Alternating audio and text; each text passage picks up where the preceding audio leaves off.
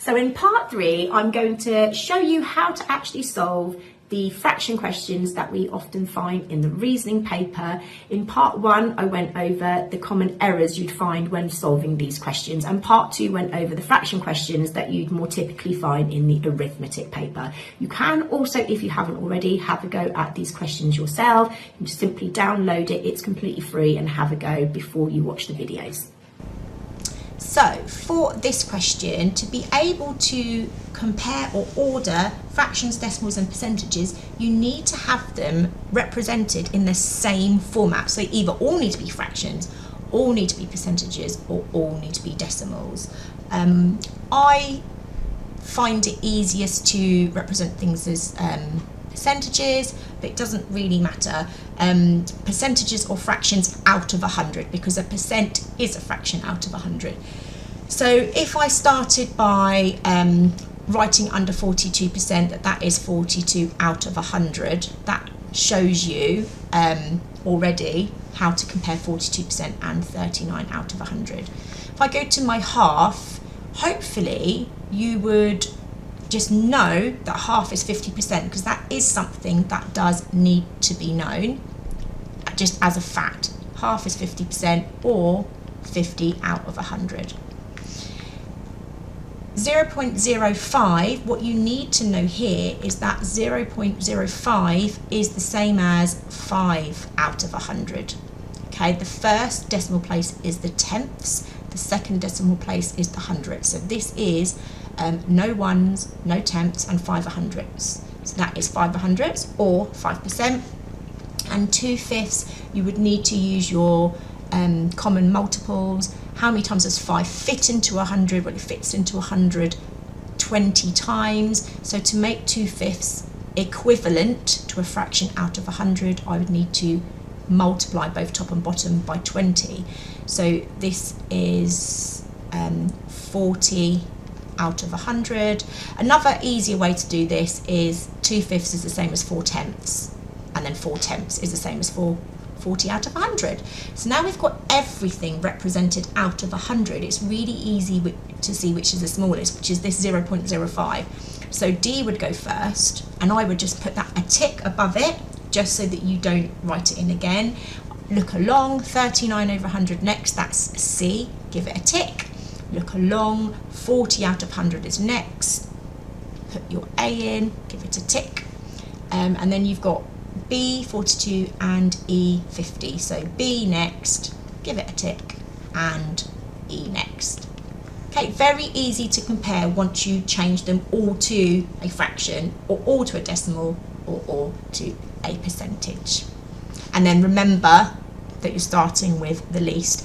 If you were to have written this in the wrong way, E, B, A, C, D, if there is a least written here, you would need to cross it out and write most, and then indicate very clearly what you have done. But otherwise, scribble it all out and write it in again. Just make sure that you pay attention. It will be in bold what they want you to do. For this question, the fact that we need to really focus on is that our denominator in a fraction, that number at the bottom, is working on the basis of equal parts. So here we can see there are 6 squares, so we could think about this shape as being divided into sixths. But there are also smaller parts inside the square. So there are 6 squares, but inside this triangle inside this square there are 2 triangles. So we've got some of our parts have been split into smaller parts. So we need to work on the basis of making it all have equal parts. Now the simplest way to do this, there are a couple of different ways to do it. Some are more long-winded than they need to be. So the simplest way to do this is to think about just splitting all of them into triangles, and it's pretty easy here because we can just see these are halves. Now I'm not working with a ruler, so please ignore these wonky lines. You will have rulers when you are working on paper.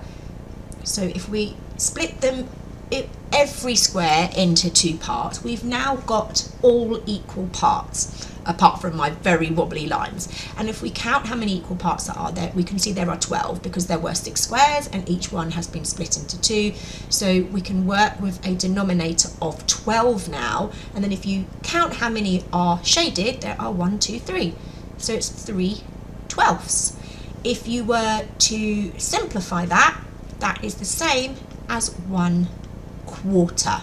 Now this is the way that I would recommend to solve this question, but you may have used another method. I'm just going to write it in red, which is also fine, and that would be to just identify the shaded parts as they are without having split the whole shape into equal parts. If you looked at this bottom right square, you can actually see that the whole square is shaded. Despite the fact there's a line through it, there's still a whole square shaded, and we can see there are 6 squares. So we could say that this part is 1/6, which it is. And then the square above it, we can see each square is worth a 6. So I could just, right, they're all worth a 6. And then this is worth a 6 as well, this top one. But only half of it is shaded. So if we think about that, half of 1/6 is shaded. Half of 1/6 is the same as half times 1/6. This kind of reasoning may help when you go further up into GCSE questions and you have more complicated shapes. Otherwise, the other method is perfectly fine and much easier to do. However, this is mathematically correct. So if you found a half of that 1/6 and you multiplied it, in multiplying your fractions, you simply do that. We've now got this, so this is 1/12, and these are both 1/12 or 1/6 together, because 2/12 are equal to 1/6. So you can either add your 3 1/12, so 1/12 plus 1/12 plus 1/12, which equals 3/12. Go back to that first step we said, where we then simplify it to 1/4, or you might be adding the 1/6 plus the 1/12, then realising you can't add it like that, you have to change your 1/6 to 2/12 before adding it to the 1/12. You can see it comes up with the same answer, but it is so much more long-winded. So just making sure you have equal parts first is your first step, and then you can count up and then simplify if needed. Seats for a show are sold at 3 different prices. 30% of the tickets are price A, 1/5 of the tickets are price B, and the rest of the tickets are price C. What percentage of the tickets are price C? So we are working with percentages and fractions here, no decimals. So what we need to do is to make sure that we convert everything to either percentages or fractions, because those are the 2 formats we have. And we need to make sure that we're finding the proportion, so the percentage or the fraction of all of the tickets. If you looked at the common error video, a very common error that occurs is finding 1/5 of the remaining 70% instead of finding 1/5 of the 100% of tickets. So if I was to change these to percentages, I've got 30% of tickets are price A. Great, we can leave it as that. 1/5 of the tickets are price B. To change a fraction to a percentage, we simply need to find what that fraction is equivalent to if the denominator was 100, because fractions out of 100 are percentages. So how you would do that is you would think about how many times 5 fitted into 100, or divide 100 by 5. So it in fact fits in 20 times. So 1/5 is equivalent to 20 over 100, which means it's equivalent to 20%. Now I'm changing the fraction to percentages because the final answer is in percentages, so it would make more sense to work the whole problem in percentages. So this is 20%. Now we can actually see that we've got 30% and 20%, and totals are 100%. So all we're doing is adding 30 and 20 together, that makes 50%, and it means that there is 50% left, because ticket A, price A and price B make up 50%. The rest of the tickets are price C. We do 100, take away 50, so there's 50% left. If you had have done it the fraction way, that would have been fine too. You would just be changing your percentages. So you would have either changed your percentages to 30 out of 100 or 3/10. And then your 1/5, you'd need to change it to a fraction that is going to be equal to your 3/10. So that would be 2/10. And then you would see that your 3/10 and your 5/10 added to 5/10. And fractions add up to 1. If you want a whole, it's 1, which is equal to 100%. So we need to add 5/10 to another fraction out of 10 to make 1, but 1 is also the same as 10/10. So you can see 5/10 plus something equals 10/10, so it's 5/10. But then you would have to take your 5/10 and convert it to a fraction out of 100, which is 50, which is 50%. So the percentage way works better because the final answer is in percentages, but it also doesn't matter if you do it the other way, it just takes a little bit longer. Riley buys 250 grams of grapes and 1 3/4 kilogram of potatoes. How much change does she get from £5? So this question involves quite a lot of maths skill, quite a lot of maths knowledge. You need to know how many grams fit in a kilogram, and you need to understand how to calculate with pounds and pence. So you're using decimals and you're also converting between units. So let's get started. First of all, Riley buys 250 grams of grapes, but the price tag is in kilograms. So we need to figure out what proportion of kilograms 250 grams is. And there are some fractions and decimals that we need to remember and that are useful to remember. So a quarter, half and 3/4 are really useful to remember, and a fifth is quite useful to remember, and a tenth. But if you remember that 25% is a quarter, that 25 or the 250 in this case is related to a quarter. So first of all, you would be thinking about, we could sort of change this kilogram for a moment. So I could put £300 per 1,000 grams. So you need to know that there are 1,000 grams in a kilogram. So then you would be looking at what proportion of 1,000 grams is your 250. Now, if you didn't know straight away that 250 grams was a quarter of 1,000, you can write it as a fraction, 250 over 1,000.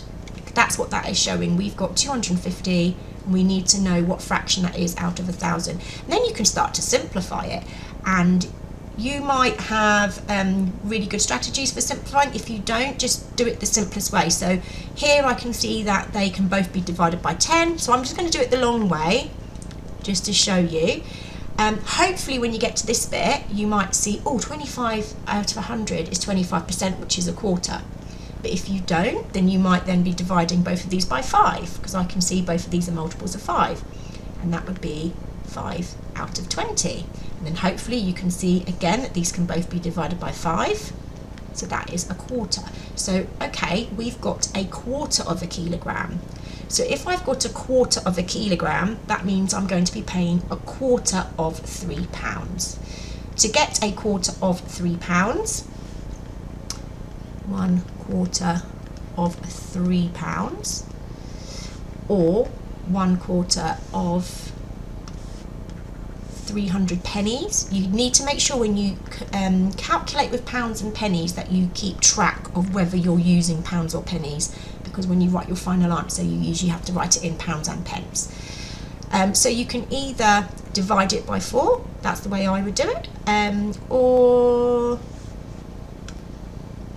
so you would divide this by 4. To find a quarter of something, you divide it by 4. You could also halve it, then halve it again. So I'm not going to go how to do that calculation. I'm just going to show you that the answer is 75p, which is a quarter of 300 pennies, or a quarter of £3. So I could write next to my grapes 75p, circle it, or just write it somewhere on your page. You'll have a bit more space than I have working on a screen. So next we need to go to our potatoes. The bit that's really important to remember is that we have 1 and we have 3/4 kilograms. Now the nice thing is we're working with kilograms, which is the same as our price, and we're given the fraction. We haven't got to figure out what the fraction is, so we just know we've got 1 and 3/4. So we're finding out 1 and 3/4 of £1.60 or 160 pence. It is often easier to calculate with money by changing it to pence, but you have to remember to change it to pounds afterwards. So I'm going to figure out my 3/4 first, because I know that 1 kilogram is £1.60. So you've just got to remember to add that in. So to find 3/4 of 160 pennies, to find a non-unit fraction, you divide by the denominator. Like we did earlier, we found a quarter by dividing by 4. We would do that here as well, but then you times by the numerator. So for a quarter, you divide by 4, you times by 1, it stays the same. So that's why we don't worry about saying multiplied by the numerator. But with 3/4, we would divide by 4. So 160 divided by 4 is 40. Then we would times by 3, so it's 120. So the 3/4 is 120p, but the 1 kilogram is £1.60. So we need to be adding our, I'm going to write this at the top, our £1.60 plus our £1.20. And you should be able to do that in your head. If not, just use a column addition. So our potatoes are worth £2.80. Now you can already see I've written 1 in pounds and 1 in pence. So you do need to remember to use everything in the same unit. So we're going to do £2.80, because we need to figure out, we know what the potatoes are worth, we know what the grapes are going to cost, we need to find out how much it costs altogether. So we need to now change our 75p to 0.75, and this is where our calculating of decimals comes in. This is part of the fractions, Year 6 fractions national curriculum. So again, I'm not going to explain how to add at the moment, I'm just going to show you the adding. So 15, that is £3.55, and then we need to find the change from £5. We need to make sure that we've followed through everything. We've worked out the grapes, we've worked out the potatoes, we've added them together, that's our total cost, and then we are subtracting. So our final step is to do £5, which if we write it as a decimal, because we want to have our pounds and pence, we need to write £5 like that, £5 no pence, and your £3.55, and write your subtraction in, so that when you're carrying out your calculation, you can see that we can't take our 50 from 0, that we're going to be having to do some like regrouping, some exchanging, or some borrowing, depending on what terms you've learned at school. So here we're going to have to change our £5 to 4. Again, I'm not going to go over too much how to do the subtraction. I'm just going to show you what we are doing. Okay, so our final answer, how much change does she get from £5 is, then you have to make sure you write it. It often is written in the answer box what they want you to write it in, like pounds or pence. If it's got a blank, then you must write in £1, decimal, and then 45p. Another tip is, if you were to write 1 and your decimal looked like a comma, you'd actually lose a mark. So make sure your decimals are really, really clear. So the final answer to that is £1.45, but you can see there are so many ways you can trip up on this question, which is why it usually has a good few marks available. Don't forget, you can actually download all the questions in these videos for free, so your children can have a go for themselves to see where their strengths and weaknesses lie.